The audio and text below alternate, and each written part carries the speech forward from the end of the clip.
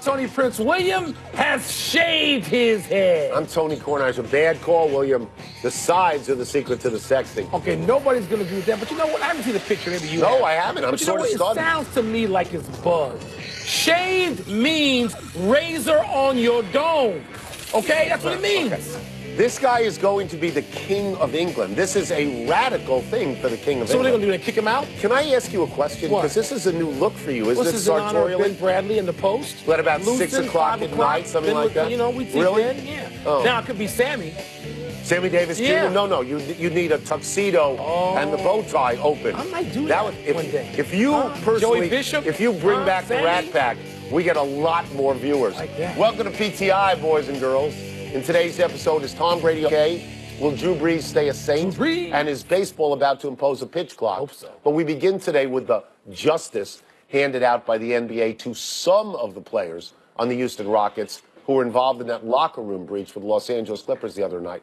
Trevor Ariza and Gerald Green received 2-game suspensions. Chris Paul and James Harden were essentially given Boy Scout merit badges. I know you hate that. Wilbon, the Rockets are said to be shocked and disappointed that Blake Griffin and Austin Rivers got nothing. Should they be? No, if you suspended people for talking trash in the NBA specifically, probably in all sports, but in the NBA, where it's an art form, where it's applauded, it's lauded, people are ranked as to how good of trash talkers they were over their careers, Larry Bird and Michael Jordan, you'd have no league. So you can't suspend Austin Rivers for following the tradition of a league. No, sorry. The guys who got suspended, the league conducted interviews with, nearly 20 people. They determined through whatever evidence that these were the people that needed to be suspended. Let it go. This is a joke, right? This is Adam Silver. This is a personal joke because this is the only way you can read this. Adam Silver is saying to the better players, don't worry about what you do. I got your back. I'm going to suspend Trevor Ariza, a marginal starter, and Gerald Green, who nobody has ever heard of. But the guys who sell life insurance on TV, and the guys who sell cars on TV, and the guys who sell sneakers on TV, like Paul and Griffin and Harden, you guys are good. You're good with me. Don't worry about a thing. This is not justice. And you know this how? How the hell do you know this? I saw it. You didn't see anything because you were dead fast asleep. I've seen all the replays. And I'll bet a paycheck for a whole year. I've seen all the replays. You didn't see it. You just want to line up in lockstep with the NBA, and so you want to say they conducted 20 or 30 interviews. They conducted. So do you know that those guys caused trouble? Do you know that? I assume they caused trouble because they were in the locker room. Is what again? What's that saying we learned in grade school? They're in the locker room. If you want to be Baghdad Bob or Adam Silver, fine. My point is, you sitting up here talking your trash, let's suspend you because you don't know jack. You weren't even watching it. At least I watched it. Blake Griffin should have been suspended. Why? He was the antagonist in all this. Chris Paul and James Harden. You cannot ignore the fact that the All-Stars, that the MVP candidates... So suspend them because they're good. That the people who people pay to see are going to play, but a couple of guys, the sacrificial lambs are not popular guys. Do you know of anything they did to warrant a suspension? No, I don't know of it. Thank you very much. You know? I'm done with this. Do you know of anything that they didn't do? I don't, and were you they don't back either. there in the locker room? So I'll take the NBA's word for investigating. You call him a liar? Yes. Go right ahead. Yes, I am. I'm saying that Adam Silver wants the players to know that he's got their backs. Even if he doesn't have their backs. He's got their backs. You know this how exactly? This witness. Because I'm smart. This witness is I'm a doctor. That's how I know. We have what's passing for pregame intrigue in Patriots versus Jaguars. Tom Brady has an injured hand. Suffered whatever it's supposed to be in a collision with a teammate on a handoff drill. Unsaid so far is whether the offending teammate has been issued a lifetime ban. Anyway, reports from Boston say x-rays were negative and there's no structural damage. And Brady was spotted in warm-ups wearing a red glove, but did not actually participate in today's practice. Tony, does this news now lead you to believe the Jaguars have a greater chance of beating the Patriots? Here's what it leads me to believe.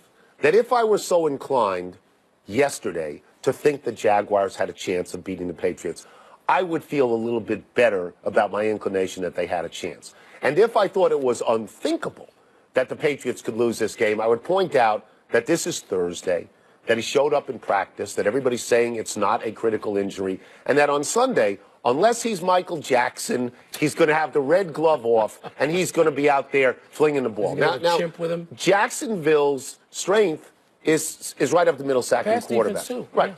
So if he's got a hand injury that prevents him from getting the ball out of his hand as quickly as he normally does, then this is a big deal. And I do have to say that if you don't practice on Thursday, if you don't practice at all, you could say, ooh, that may be serious.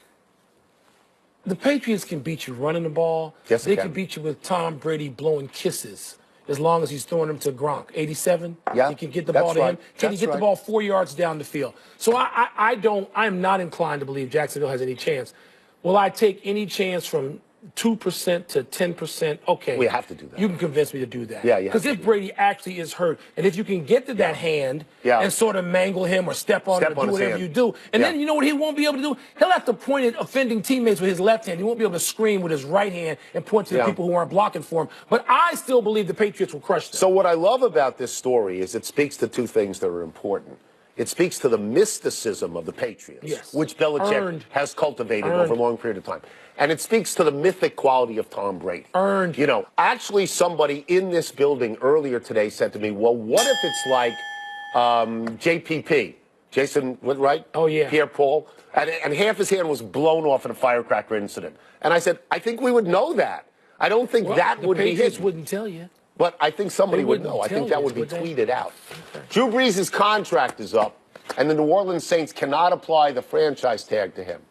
At 39, Brees is completely free to go where he wants. Now, everyone assumes that Brees will work out something with the Saints. But Wilbon, should some other team make Brees, an offer he cannot refuse? You know, Tony, only if you think you've got something for 1 year that's going to get you a Super Bowl, because winning one is a great thing. Winning one is great. And so we saw Denver do this, and they had a couple of cracks at it, really 3 of them with Peyton Manning, and they got one. So if you've got they got to the Super Bowl twice. Got to the Super Bowl twice, won one, and we're in the contention a third time. Yeah. So if you think you can win one, and Denver might be on deck again for this, I think there are teams out there that are always delusional. I think they're just one player away, the Washington Redskins, who will bring in somebody, and they'll go 4-12, and Brees will say, why didn't I know this place was toxic? Well, Brees is smart enough to know. Yeah, he has to know. But how many teams would do this? Well, I mean, I think Denver is one of those teams. It seems to me that Arizona might be one of those teams. It seems to me that Jacksonville, if they fail in this playoff, you know, and they look at Blake Bortles and they say, we can get Drew Brees, you do it. My rejoinder to that is that Drew Brees is on a team that should be playing on Sunday. They won that game. Okay, he's got Kamara. He's got Ingram, he's got a defense, and he's got a coach, who's completely sync with him. He trusts. So why, if you're Drew Brees, why would you go for something iffy when you've got it right now? Somebody doubles up the offer. It is said, it is presumed that he would stay in New Orleans for the hometown discount. I guess because Tom Brady stays in New England, despite making half or third of what he could make. But maybe Drew Brees doesn't want to do that. Well, Drew Brees' ties, because he came right in the post-Katrina stuff. Drew Brees' ties to New Orleans are very strong. He's an icon in that area. There's no question. And maybe, I don't think you can assume he'll do that. Right. But what is important here is he'll be 40 at this time next year in the playoffs. So he's not getting a long-term deal. So if he wants to cash out with one giant 1 to 2 year mega deal, you do it. But I don't think he goes. Brees from Texas, right? Yes, originally from Texas. Houston Texans, don't they need a quarterback perennially? No, because they got the rookie from Clemson. I know, but he's got to come back from a year-long rehab, right? But he's good. He's good. Like it. Deshaun Watson we're talking about. The San Antonio Spurs, staying in Texas, are shutting down their best player and their one-time NBA Finals MVP, Kawhi Leonard, indefinitely. The team's medical staff says his injured leg isn't responding the way it wants to see. He's played in only 9 games this season, and Coach Pop says, quote, so we're going to stop him for an indefinite period. I don't know how long that will be, close quote. But Pop did add he doesn't think this will be season ending. Tony, Leonard has had some pretty damn good games when he's played, but with the Warriors looking as dominant as they are, do you think the Spurs are better off protecting Leonard for the long term? He's their best player. You cannot rush him back. But when you say in terms of the long term, which is next season or the season after or something like that, this is a very old team. Yeah. Parker and Ginobili are really old, and they're not getting any better. They're as old as Drew Brees. Right. Pau Gasol is 37 years old. LaMarcus Aldridge, which people don't realize, 34? he's 32 right 32, now. okay. So they're beginning that slide. Yeah. To me, if you can get them back, the Golden State Warriors could win 5 years in a row. They got four. I believe they got four of the best 20 players in the league on one team. And the West's going to get better next year if LeBron James goes west. They're going to get better. So to me, your window at San Antonio is rapidly closing. Or you think not? Tony, you make a good case. I would say this. Because you can look at the same argument, you can use the same argument to support either position here. Because you have an aging team, and in the NBA, you need a star player. You could, at 26, build around Kawhi Leonard going forward. Yes. And try to get there by the time he's 30. And you could have a pretty, especially San Antonio. That's it. But I mean, Tony, they know how to acquire players late in the first round like nobody's business, because Ginobili and Parker were both that. One of those guys, I think, was second round, Ginobili. Anyway, I understand bringing him back. Now, look, they had a 25-point lead on Golden State in Game 1 in Oakland. That's right. And the Spurs can't forget about that. How could they? They know, they feel they were the team to beat them. We talked about this the other day in terms of baseball. The teams would save their money this year and go after people next year. They play playoffs every year. They have championships every year. I think that San Antonio, at the age of San Antonio's players, I think they have to think about this year. I do. That's just me. That's a tough thing to have to show. Kenny Rosenthal has a story in The Athletic that baseball players are expected to reject Commissioner Rob Manfred's suggestions for pace of play improvement. And if they do, Manfred is expected to unilaterally impose a 20-second pitch clock for the upcoming season, beginning in just 2 months. Well, Bon, are you okay with Manfred imposing this pitch clock on a labor force that is clearly opposed to it? Yeah, Tony, I am. Because the games are too damn long. National League playoff games, your Nats and my Cubs. You know what games 4 and 5 took? 4 hours, 3:57. That's 4 hours. And then 4:30 for Game 5. Tony, not even extra inning games. We're not talking about massive rain delays. Just the time of game. You can't have that. So if the players don't want to on their own, and look, there's some suggestions the players have, I think baseball should follow too, between innings, although that deals with paying the bills and our bosses. But you have to shut these games. You have to lop a half an hour off these games to make them palatable. So this is interesting to me on a variety of levels. Because my first inclination is to say, you have to do this because baseball and all sports, they're entertainment. The difference for me in baseball is this. There's nobody more important to any team in any sport than a pitcher in baseball. And if a pitcher believes he's being rushed and he believes this is negatively affecting his performance, then psychologically he's not in a good spot. I would never do this in the playoffs. I'm into the playoffs. But I do think that not only do I think the number one problem baseball has is length of game, it may be the only problem baseball has. Yeah, but the problem is bringing new viewers into television. So Manfred has to fix pace of play. Of course he does, Tony. And by the way, pitchers are used to this now because since 2015, the minor leagues have it. I know. You got to cut the game. The players don't appear to understand there's a problem. I think the commissioner's job is to say, hello, I guess all I'm saying is, I think I'm for. I know I'm for this. But I understand why pitchers and players are not for this.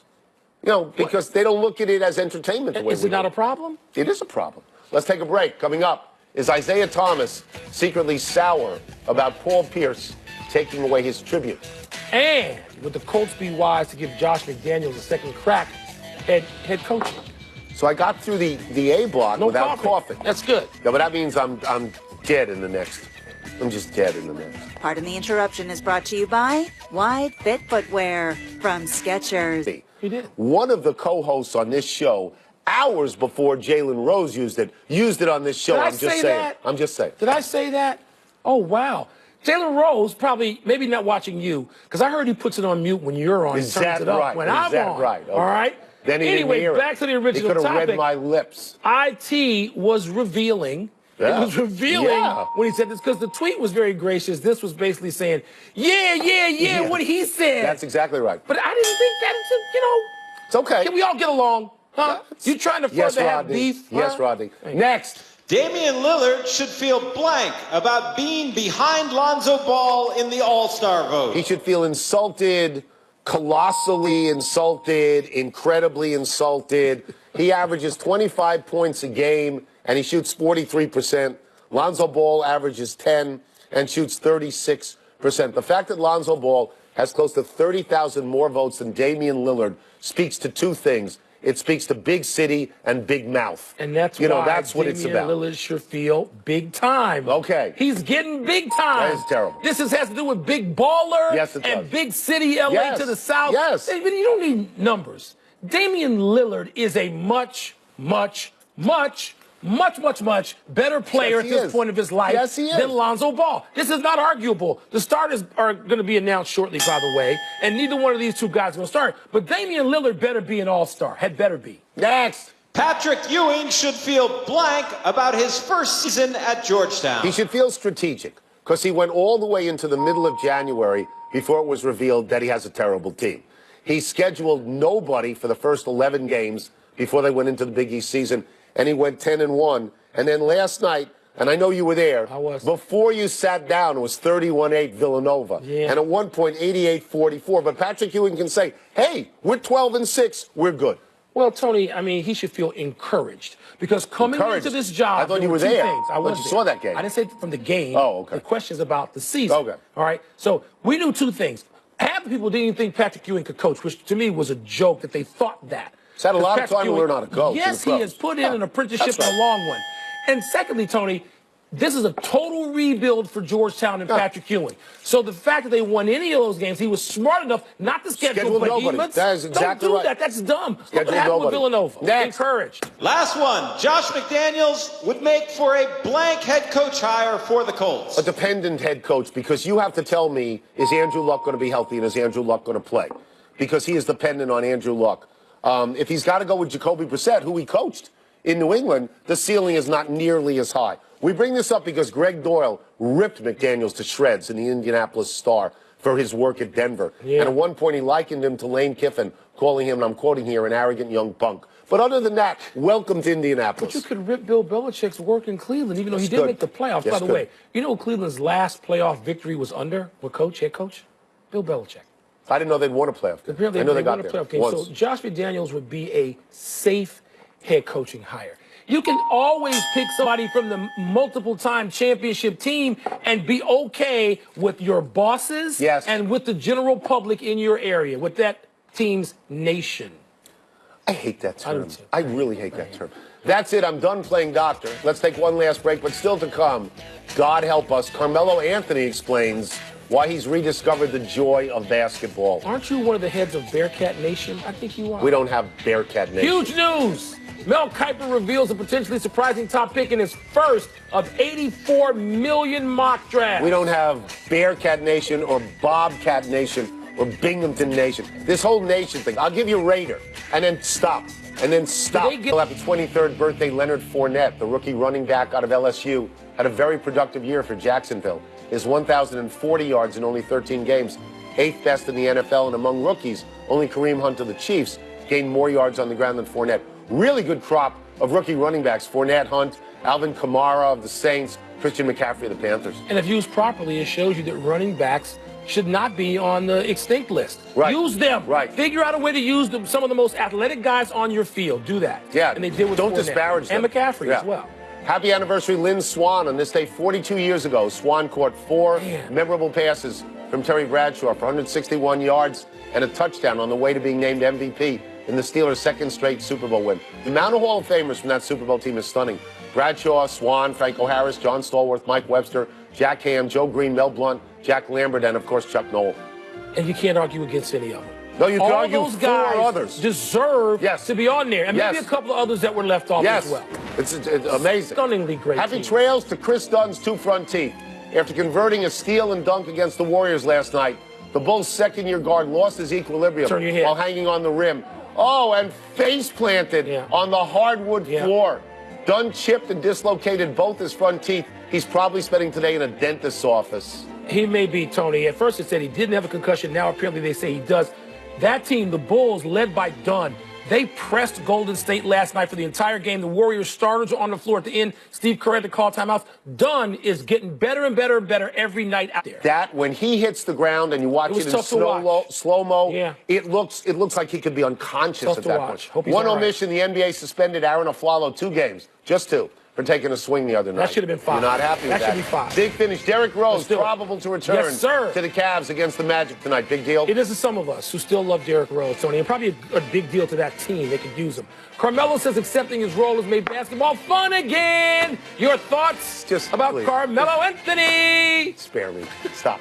Wyoming quarterback Josh Allen is the top pick in Mel Kiper's mock draft 1.0. What do you like about him? I like if the draft isn't until May or June. It could be in August for all I care.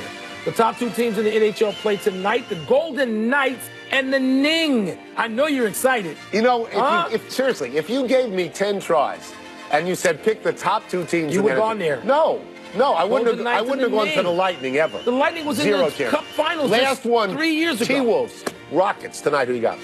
Man, I mean, I guess the Rockets, they don't have much in the way of suspensions. They'll miss Trevor Ariza, but No, Paul they're and good Beard players. are there. They're good players are allowed to The play, best of course. players are playing. Thank you, Adam. We're out of time. We'll try to do better the next time. I'm Tony Good love for Kornheiser. Jimmy Butler. Come on, and Cat. I'm Mike Wilbon. Same time tomorrow, Knuckleheads. You can get the PTI podcast on the ESPN app or Apple Piper Podcast. Parabo. I'm fine. Thanks for your concern.